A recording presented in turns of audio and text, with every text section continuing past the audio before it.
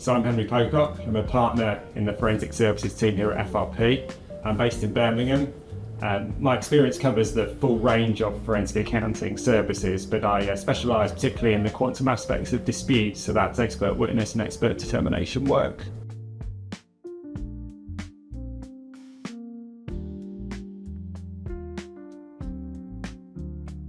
Okay, so in this case, our client was a construction company.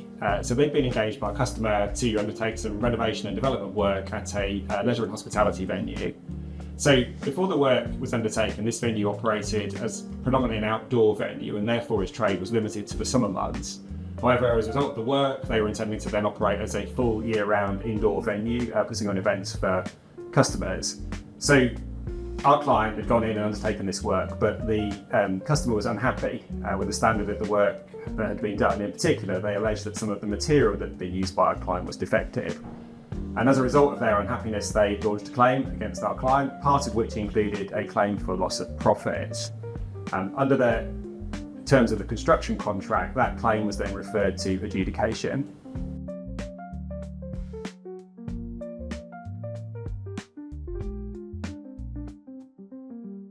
So, as part of the claim, the customer of our client had engaged a forensic accountant who had produced a report quantifying the loss of profits as a seven-figure sum. So, having received that report, our client's lawyers needed to engage a forensic accountant to review and critique that report and prepare a reply in response. In addition to just general forensic accounting expertise, the critical requirement here was speed of delivery. So the adjudication process is far quicker than the dispute resolution processes we normally get involved in, and therefore we had to act fast. So our ability to identify the right team for the job, to clear conflicts and agree a scope and fee meant that we were appointed and started work in a really short timescale. The original inquiry had come through to actually one of my fellow partners in a different office who had quickly got on the phone to me. And while I didn't know the lawyers that were acting on the particular matter, I did have some relationships with their local office in Birmingham, and I was able to use my connections to give the lawyers confidence in appointing us.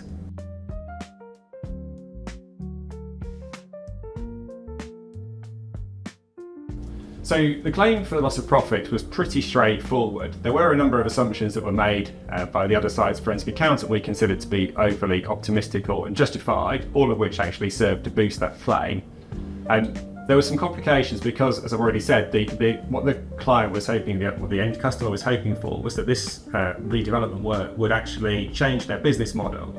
So it was very difficult to look at past practice as a good guide for what the business would have done had it been able to open on time.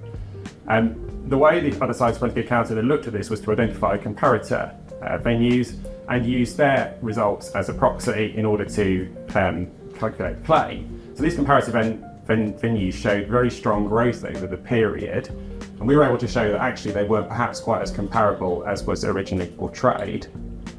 The other factor that really influenced the claim was the COVID bounce. So it seems a while ago now, but actually the time this claim was going on, the work actually was being undertaken over the COVID period. And what the claimant was saying was that had the venue been able to open on time, it would have benefited from this huge bounce in work after restrictions were eased. Again, a number of assumptions have been made which served to boost the claim, and we showed those to be overly optimistic by identifying some other venues which we said were more comparable to the ones that had been used. But I've already mentioned really the critical requirement here was the speed of delivery, and that was where we really added value.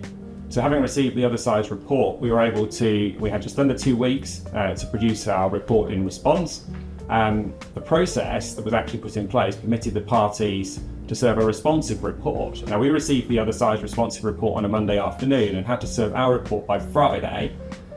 We pulled out all the stops to meet these deadlines, providing drafts to the lawyers and to review in an incredibly short timeline.